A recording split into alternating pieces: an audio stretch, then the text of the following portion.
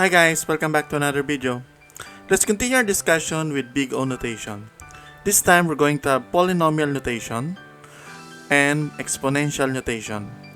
Polynomial algorithm includes quadratic algorithms or big O of n square, cubic algorithms or big O n cube, and so on. Okay, so represents algorithm whose performance is directly proportional to the square of the size of the dataset. So let's create a program that displays all the possible ordered of items. So first we're going to have here polynomial notation. Okay, now let's create our prototype.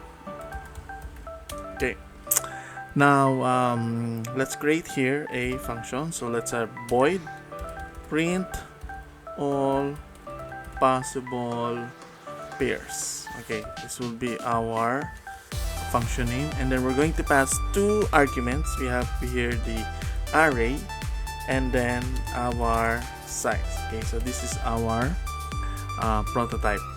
Next, in our main function here, or in our main program, what we need to do is to initialize the array.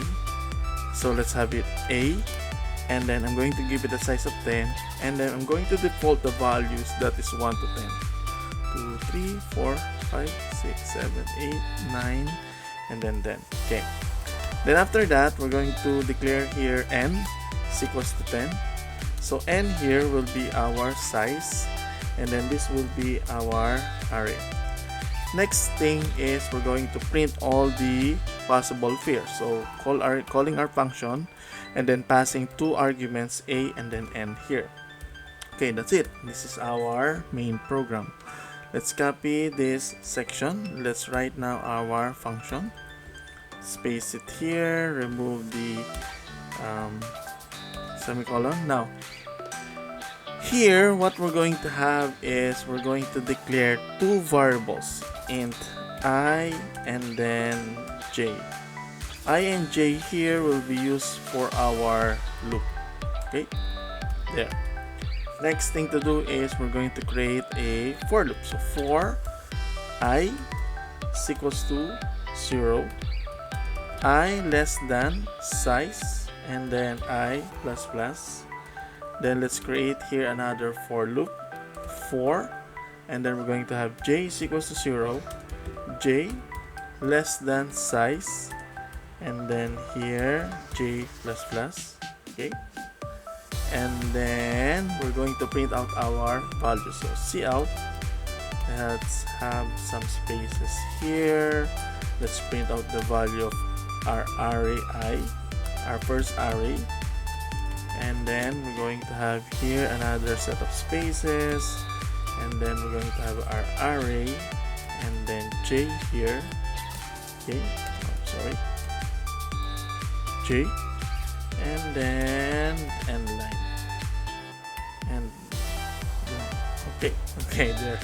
So this is our code. So take note that in a polynomial notation, the size of the elements is directly proportional to the square of the size of the dataset. So if you look at here, we have here two for loops. So we must be able to first take note that this must be true in order for this second loop to execute.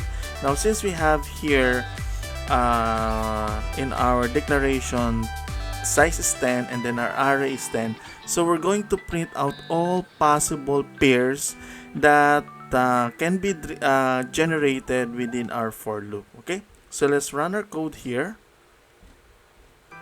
and then let's look at the output.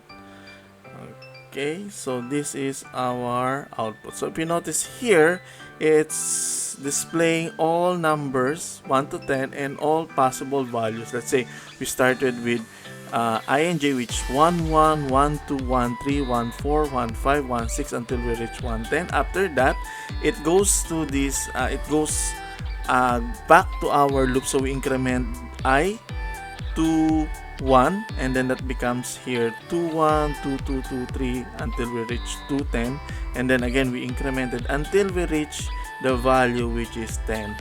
So if you could notice here, it doubles the size of the execution time of our data type, we're going to have here the polynomial notation. Okay, so this is the program to demonstrate polynomial notations in C++. Let's now move on to our last example, which is the exponential notation. Okay, let me refresh our page here. I copy this one and then refresh our page. Okay, now in the just for a while, let me put it back to the definition. Now in the polynomial, okay, in the not polynomial, in the exponential notation, the exponential notation describes the algorithm whose growth doubles with each addition to the data set. So what we're going to do here is we're going to create a program called the Fibonacci series. So this time we're going to have here the Fibonacci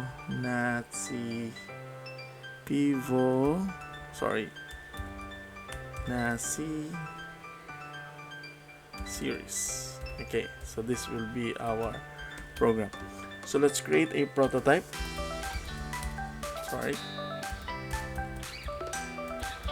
Okay, then this function here will return return a value. So let's call this one Fibo. That is the name of the function, and then we're going to pass here our an integer. Okay, next is in our main body here. What we're going to do is we're going to declare int x is equals to, let's say, 27, and then we're going to print out our function, which is pivot, and then pass in the value of x, and then that's it. Okay, then let's copy this line here to create our function. Okay, now in our Fibonacci function, we're going to use here the recursive method, recursion. Okay, we're going to use recursion here to describe the Fibonacci series. Now let's start with if num is less than or equal to 1, and then what we're going to do is return, okay, and then this will be return num. Okay, if not, we're going to have here return the name of our function, which is Fibo, and then we're going to pass here num minus 2 plus Fibo. Okay, and then that will be num minus 1. So this is our function that displays the Fibonacci series. Take note, this is our base case. Okay, if this statement is true, then we return num. Otherwise, we need to perform this item here. Take note that since it's recursion, it calls itself here. Okay, so let's try to run our code. Okay, and this is the output. Okay, so the output is this value. So as we increase the numbers here, it doubles the size. Let's say, for example, 39. Okay, we will still be able to compute, but it takes a longer time to execute the program here. So that is for the exponential notation. The growth of the algorithm doubles for each item in our data set. So you could test it here. Let's give it 100 and so on. It will still compute, but it will take a longer time for you to execute or determine the output of our Fibonacci series. Okay, so this is the fourth example, which is the exponential notation under the big O notation. Okay, so I hope you like the program. Thank you for watching. Bye.